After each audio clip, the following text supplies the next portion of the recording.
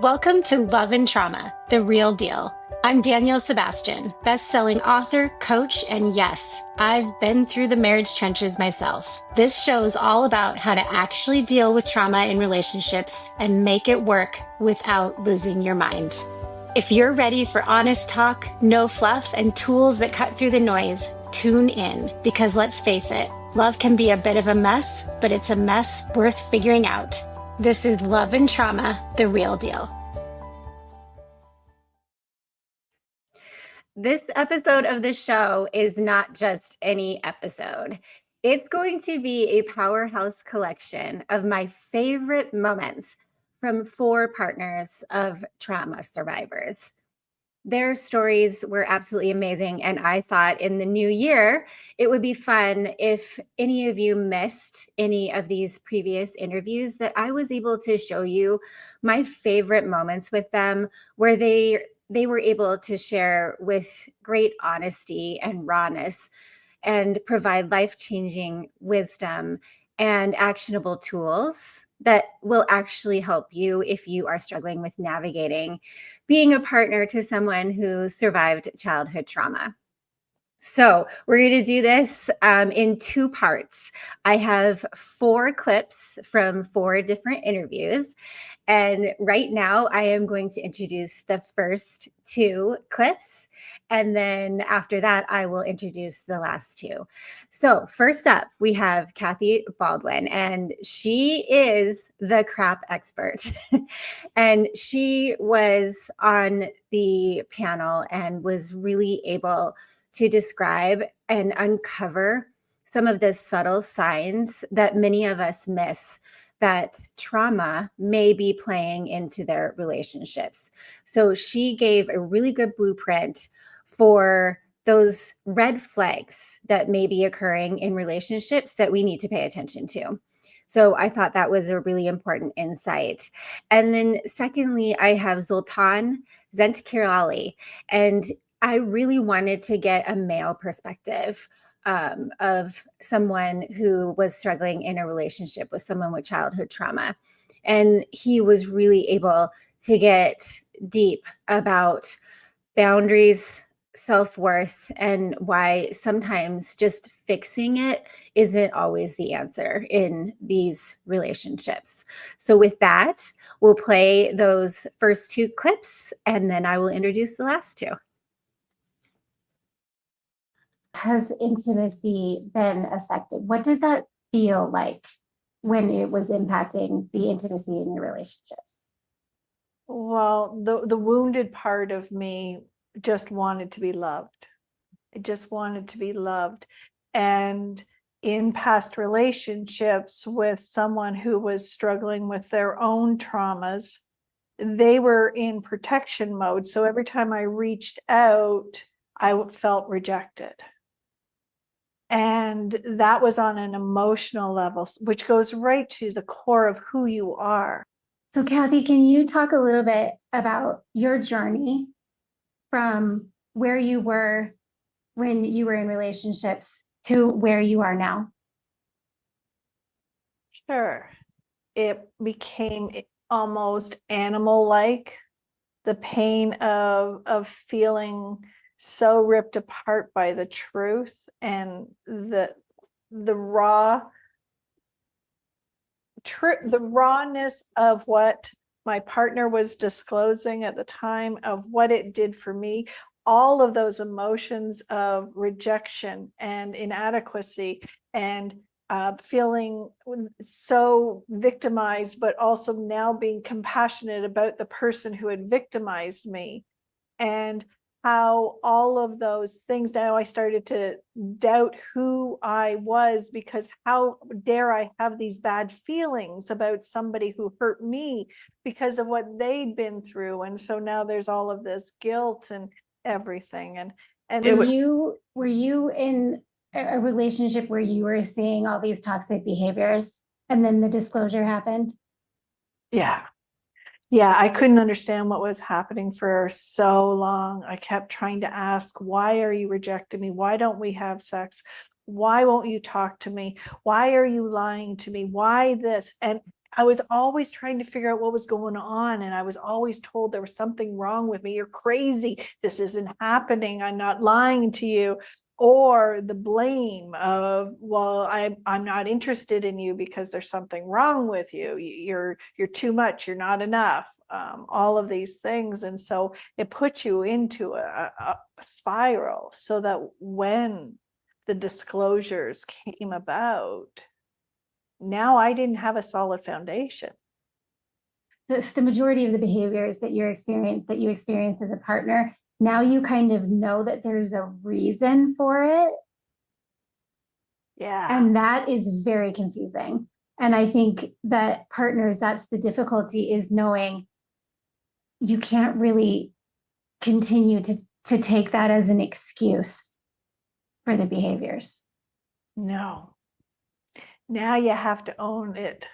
And that is the reason I do what I do, is because I was always taught to just go through and continue and suppress. And if I had, in my own traumas, unlearned the crap that had taken me out, if I had have learned about my truth and then dealt with those, or in any other order than what I did, I would have been a lot stronger to manage all of that chaos.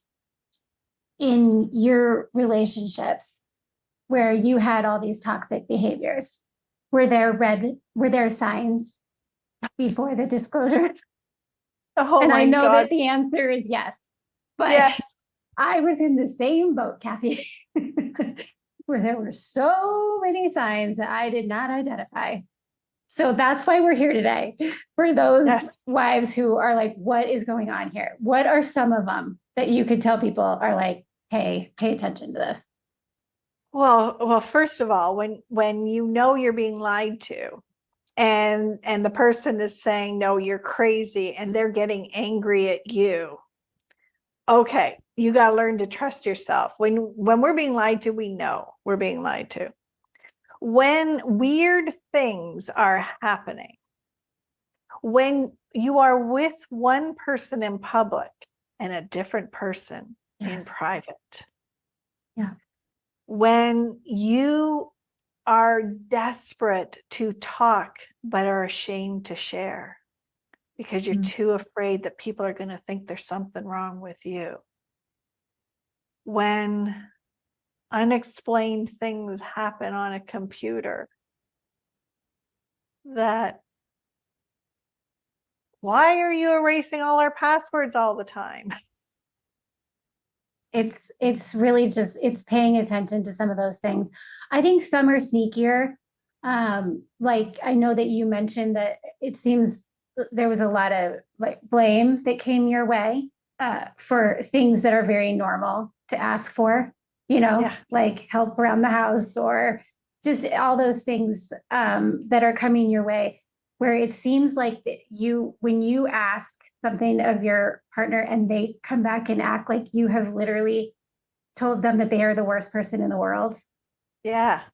that they are acting like you have just, personally attacked them by asking that. And I think that's a sneaky one. But if you're ever telling yourself, shouldn't it be okay that I asked that? Am I crazy? Am I asking too much? When you know that you're not. Yeah, when That's a things sneaky are out one. of proportion and they Yes. just don't make sense. I remember Yes. one time saying, I'm just so tired. I have nothing left. I need the night off. And then the accusations come about, what do you mean? You think I don't work hard enough? You think I don't do this? And all of, like, where did this come from? I just said I'm tired.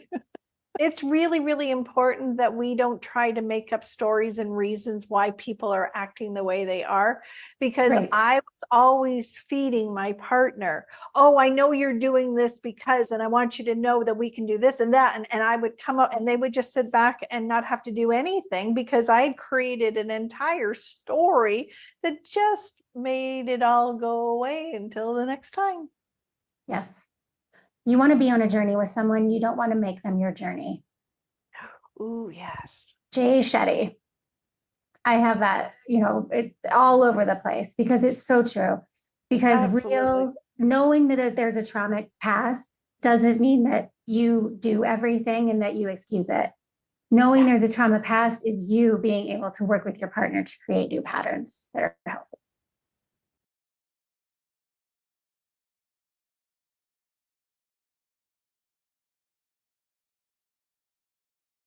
In a man's heart for his wife. And on the outside, it appears like you're being attacked by a narcissistic, evil person. But you just know that's not the case.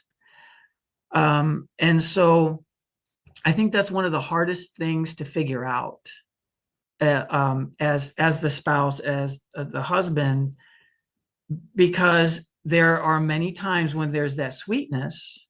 And when things get worse, of course, that the sweetness is less there and there's more antagonism, but it's just astounding. And it's so hard to understand, like, wait a minute, like, it's almost like a different person.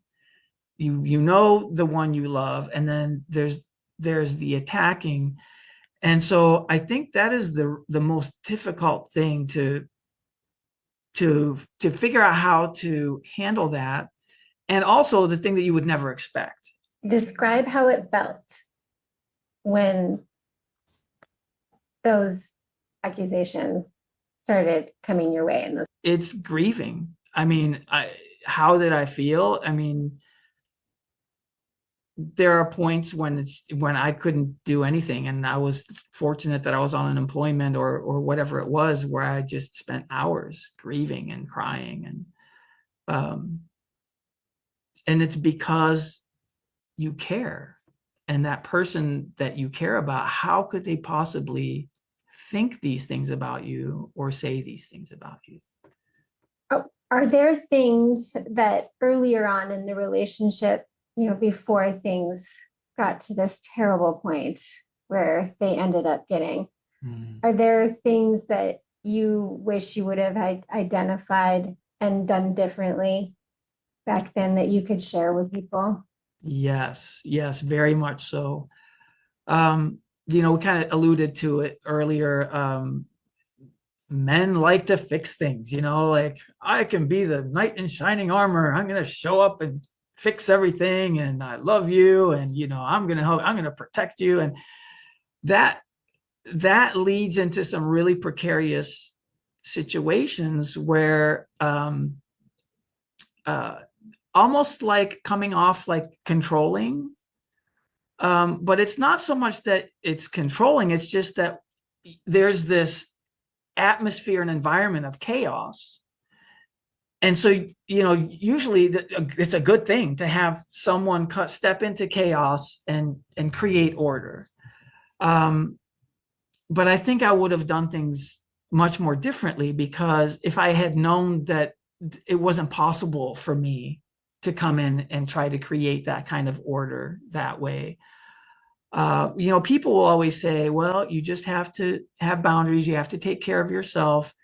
She might do such and such, but you just have to respond, in this way with the boundaries. And that's really hard to do. But in this dynamic, it's an escalation that happens. And you find yourself being someone you don't even want to be. I really wish that I had worked on my ability to not care enough to step away more, to have that be more of my modus operandi, right? To be more of that stoic. Well, I remember my dad doing that. Like, my mom would get all upset and say, well, I can't talk to you like this. And he would go for a walk and be like, I guess Dad's just not going to talk. And like, that's something I probably would have done more, is to just separate more and less, but try to convince, that re-engaging, the constant re-engaging. I would have done less of that. Separating yourself from essentially what are trauma triggers in your partner, separating yourself from those things that are coming at you and understanding where they're coming from better. Yeah. And I think the reason it's so difficult in this setting, I mean, this is a very, the chance to be talking with you like this is amazing because it's so different. The dynamic is so different. Part of the reason the emotion is there and it's hard to separate from the triggers is that the triggers result in these personal attacks. And so maybe if I had more thick skin, it's really difficult to take those kinds of personal attacks that are directed directly at you.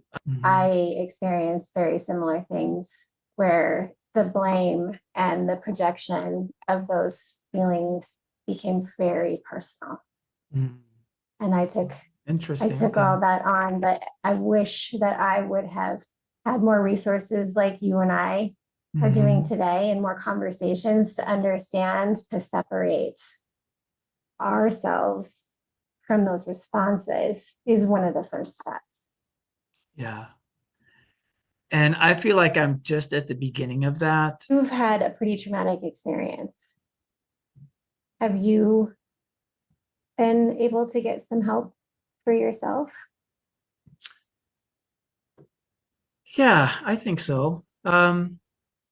I have a really strong support group in terms of, I mean, to get through this time, I had my Monday Bible study, my Friday Bible study, the people that knew us. I was very encouraged the way that family, friends rallied around me and supported me. There's nothing they could do either, but they were supportive. I feel pretty good. I feel like I've been able to process those things as much as you can. That is why we do what we do. And we are hitting on the things that are really happening that are tragic, but it's real. Yeah, it's real. And like you said, for people to know that there are resources, that there are other people that understand, because it's less common, obviously. It's less common to be in that situation, but it's very real and it's happening to a lot of people.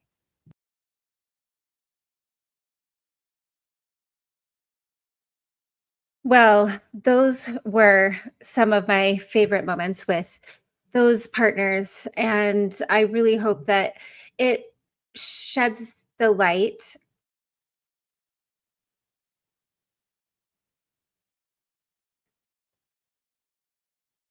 Oops, I can't tell if I'm still on.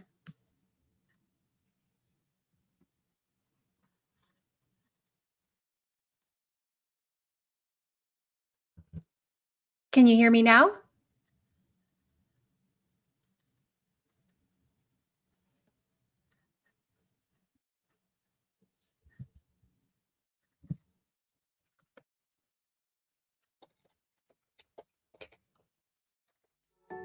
Banging your head against the wall, trying to navigate the complexities of a relationship impacted by childhood trauma, it doesn't have to be this daunting. When you're married to a partner with unresolved childhood trauma, it can feel like you're walking on eggshells, never quite knowing what will set them off. No matter what you try, it feels like there's always something triggering another emotional response that seems completely out of context. And the harder you try to fix it, the more discouraged you feel. So what's the issue here? Navigating marriage with a trauma survivor is different. The love languages don't work. Date nights don't work. Self-help books don't help. But here's the good news. I've created something that does work. Something built from years of hard-earned lessons and real-life experience. Ready to take the first step toward real change? Let's talk. I'm offering a free one-on-one call where we'll dive into what's going on in your relationship and figure out a way forward together. This isn't just another quick chat. It's a chance to finally be heard, to share what you're going through with someone who truly gets it.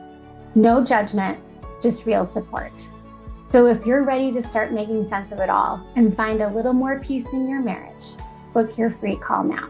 Your happiness, your peace, and your relationship are worth it. Let's do it together.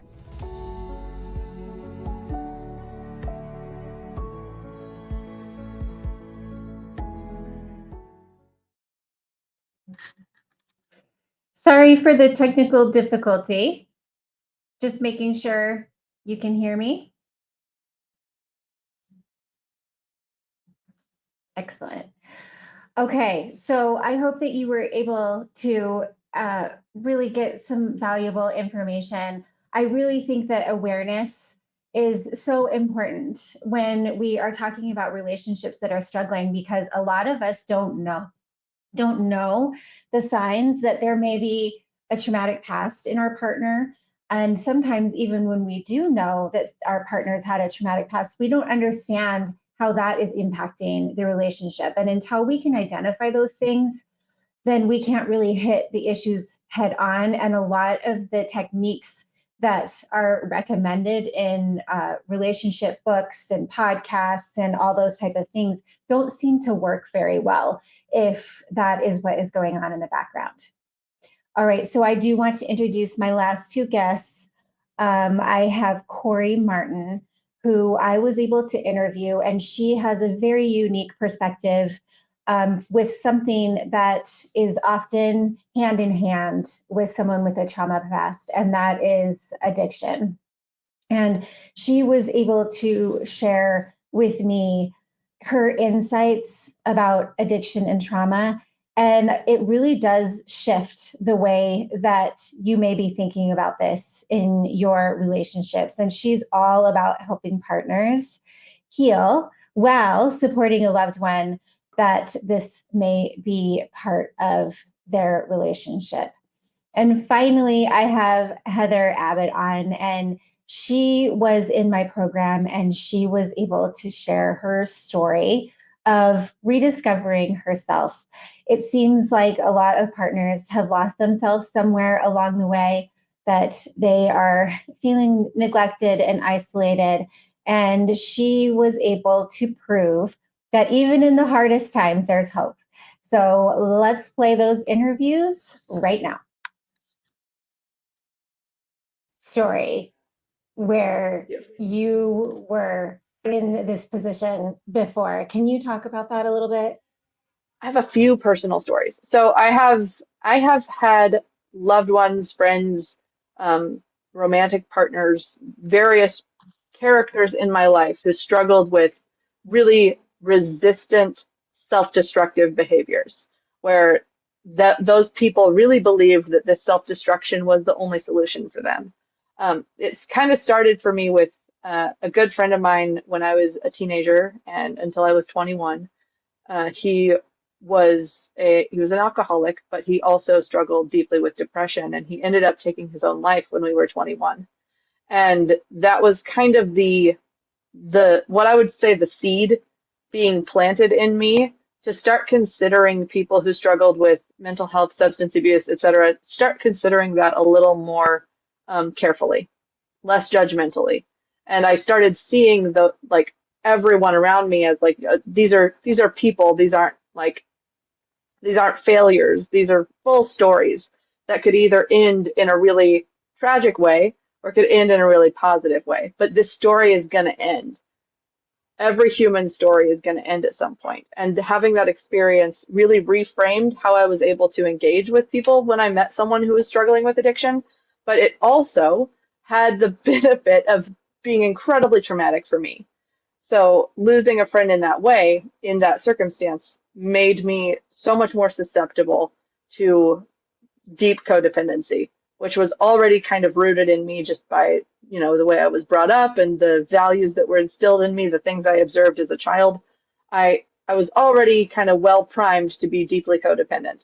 But losing someone to what I believed was my failure to show up in the right way really made me so much more, I'd say, motivated to rescue people in my life. And through this hyper motivated rescuing, I actually ended up I ended up uncodependenting myself by learning how to help people the right way, which only can happen if you are stable, if you are well grounded, if you have an accurate view of reality, if you're able to be a little bit objective and engage with them in a healthy way. That's the only way you can help them. But it took about 10 years of me completely falling off and jumping into other people's delusions and participating in people's mental illness with them in an attempt to drag them out of it for me to actually learn the perspective and the skill set that I now teach my clients so that they can help their addicted loved ones or loved ones who struggle with mental illness so that they can help them to get the help that they need. Let's talk about codependence, because I do think that term gets thrown around a lot and it does have a negative connotation for sure. But also just know, I think that people don't really understand in general what that means and what that feels like. So in a partner, their recovery becomes all consuming for you. Mm-hmm. Your addiction, needs, mm-hmm. your needs go to the wayside. It results in you being burned out. And actually, by you feeling like you need to be everything for that person, you're actually not making things better for that person. Yeah, exactly. Because you're not making things better for that person. I want to piggyback off of that. The reason you're not making things better is because you've actually robbed them of a relationship with you. Because your identity has shifted out of something authentic and representative of you as an autonomous person and has now morphed into them. So there's no longer a relationship, and we really need healthy relationships in order to heal. When they're connecting with you, they're just connecting. Yeah, they're just connecting with their addiction. And not able to identify what those behaviors are resulting from. Right. Because you're always there trying to fix it, taking it on for them, being there, making excuses for some of those behaviors. Mm-hmm. Yeah, you cloud their view of reality is really what it is. What was a defining moment when you were in a codependent relationship that made you realize that your current methods weren't working?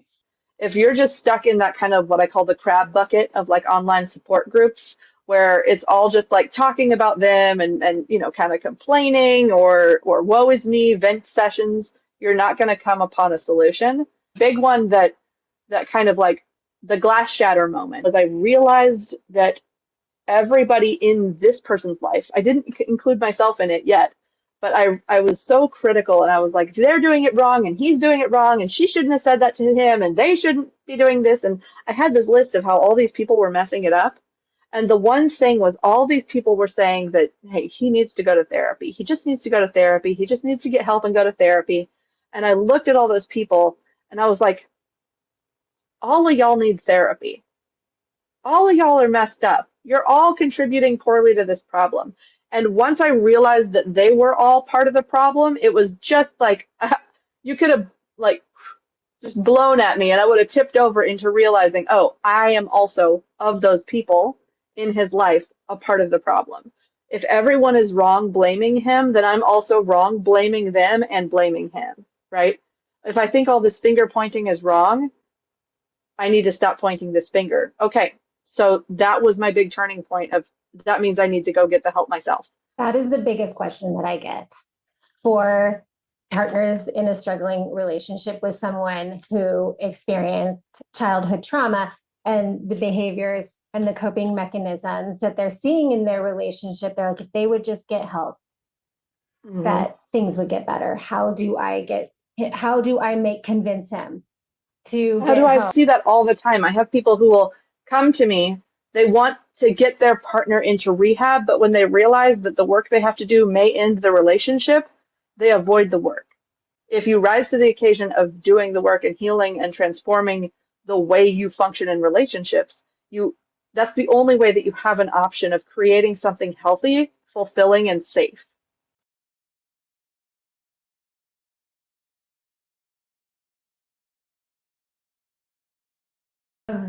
Those behaviors start affecting your relationship? I think to sum it up, I started getting very resentful.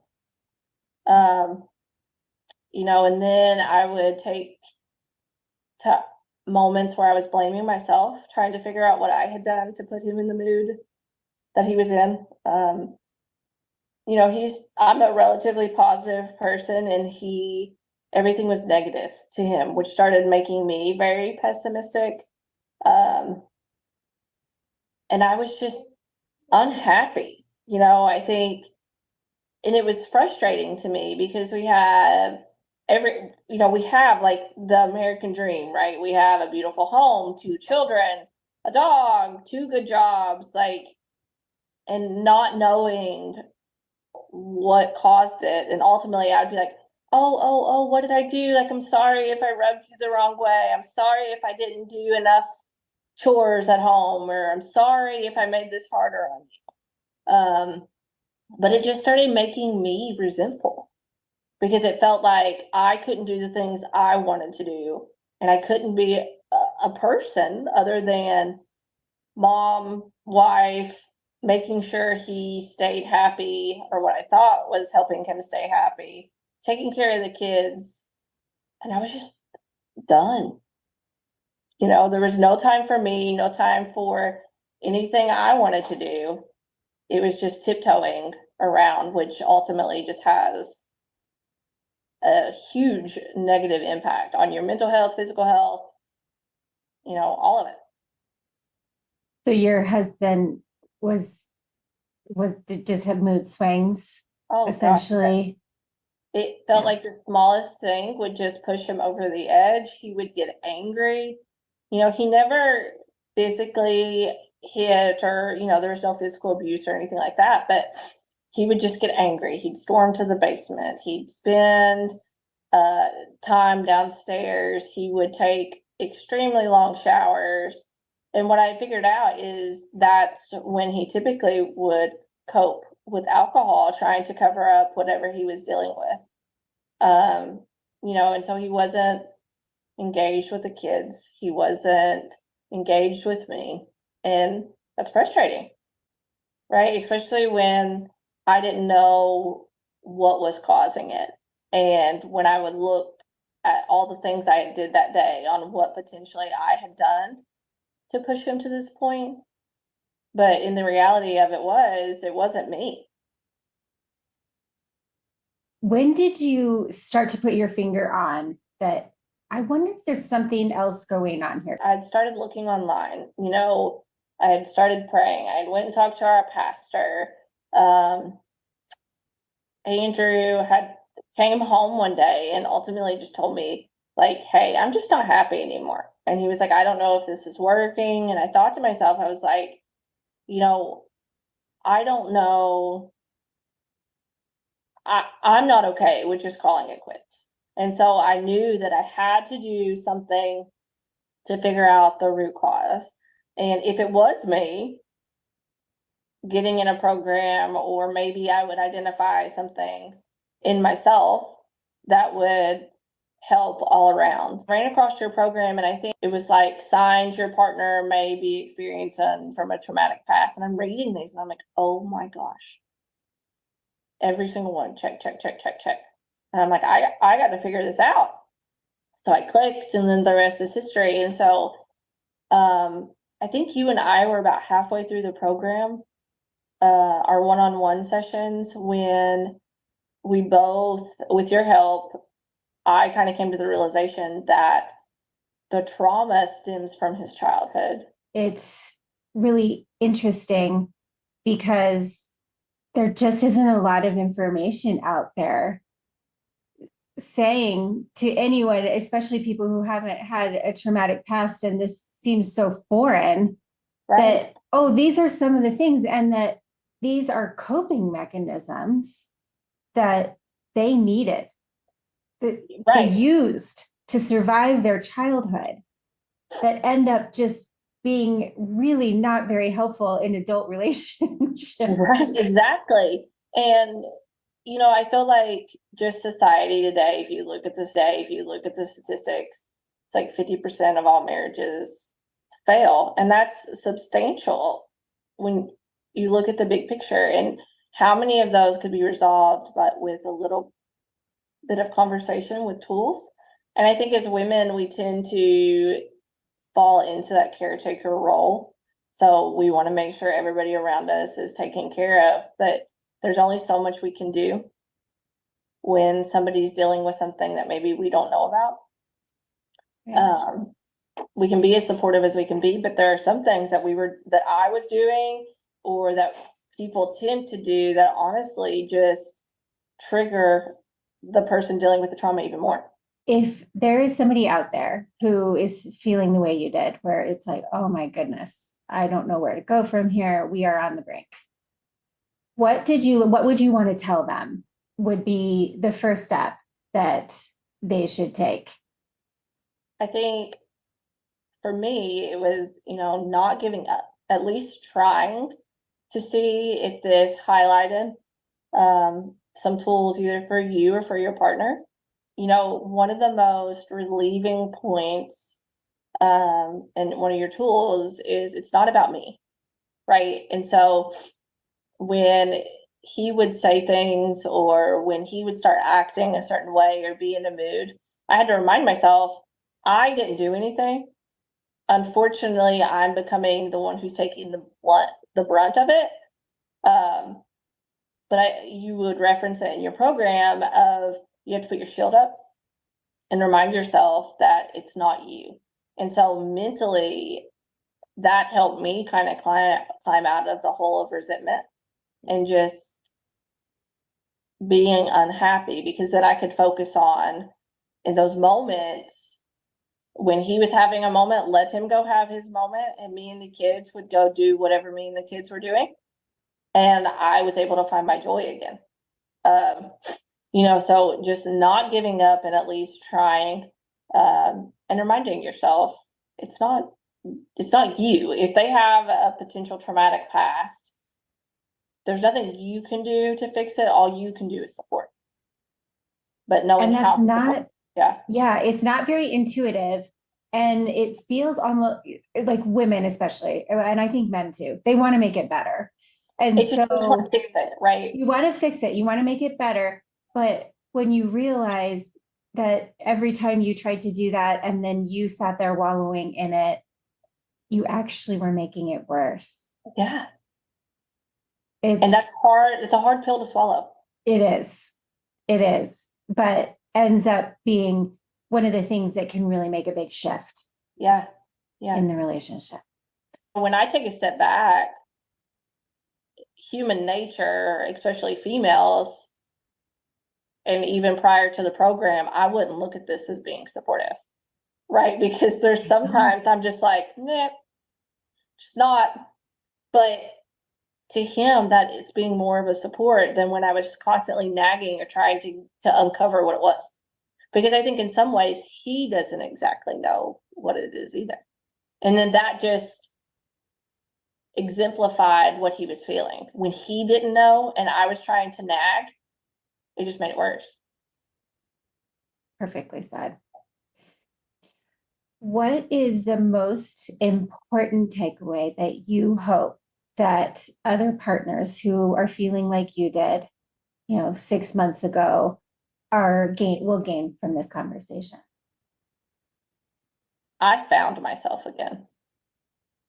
And I think that was huge for me. That in the moment that I thought my marriage was over, I kind of lost myself.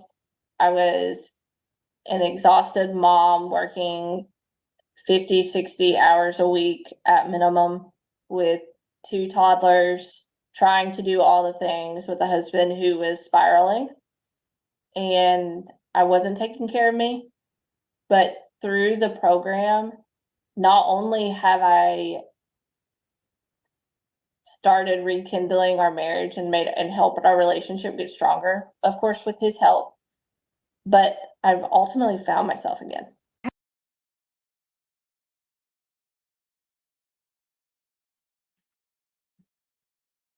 Amazing advice from partners who have been there. I want to summarize a few things that I think are really important takeaways from the 4 little snippets of interviews that I was able to do today. And of course, we will put in the show notes where you can access each one of those full interviews.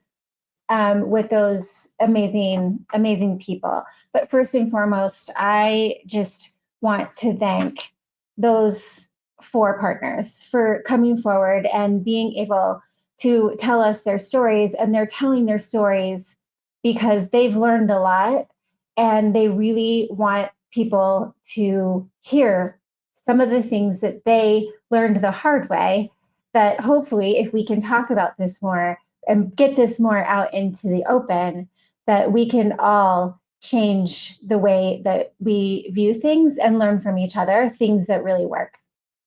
The second takeaway is that I want people who are in situations like this to realize that you're not alone, that there were quite a few of us out there who have been able to make progress in their relationships. And there are definitely people out there that are struggling. And it's really important for us all to come together and hit these issues head on. And my final takeaway is that I think that you heard in all of these stories how it does take a mind shift change in the partner to start doing things a little bit differently. And I feel like most of the partners feel it's like their situation is very out of their control. You know, if my partner doesn't get the help, there's really nothing I can do. And I hope you heard from each one of these stories that what we learned is that there are things that we can start doing today that will make a big difference in the relationship and get some of that control back. Thank you so much for being here today. I hope that you join us next time. And I am so looking forward to 2025 and more talk, real talk about trauma and relationships. Thank you.